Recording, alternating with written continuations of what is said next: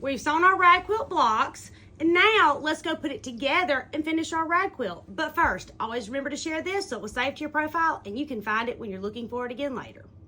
Now, I told you my rag quilt was going to be 4 blocks wide and 5 blocks long. It makes a good size rag quilt. So here are 4 by 4. It's 4 rows of 4 because I'm going to add the 5th row with y'all. You see how big and pretty that is? Now, I've already clipped some of mine. One of my students told me if I would clip as I go, it makes it not so miserable. Genius, they were right. So I sewed a row and then I clipped it, sewed the next row, clipped it, sewed the next row, clipped it, you get it. And I'm gonna sew my last row on. So we've sewn our blocks together with our flannel on the inside, our backing piece. We quilted it however we wanted to, and then we sewed those together 4 in a row to make each row of our quilt.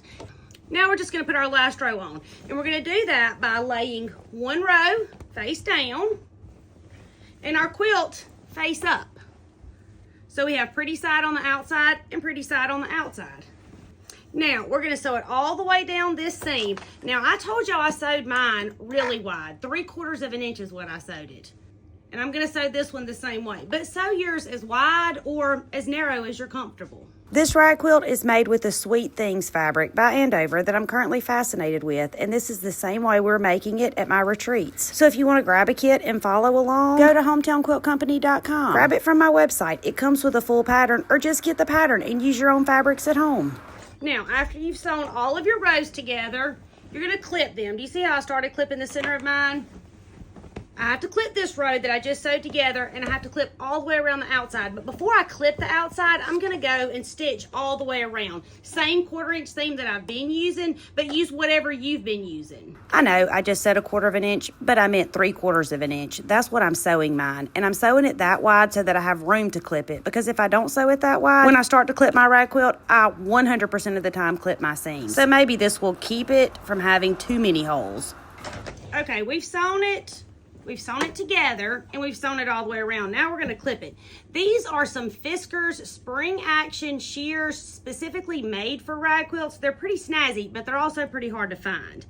I have them linked in my Amazon storefront, but they're sold out all of the time. So you can Google these and see if there's somewhere else that has them for you. Now, everybody tells me to clip 1/8 of an inch apart, but I ain't got the patience for that. I mean, I wish I did, and I'm sure if you did, it would turn out prettier than mine.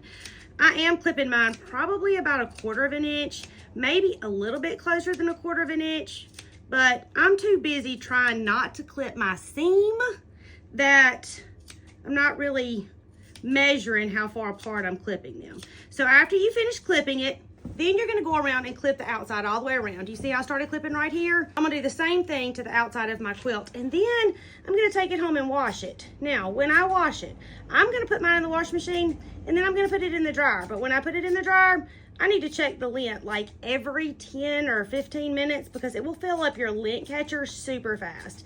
The mess it makes is pretty substantial, but it turns out incredible when you're finished.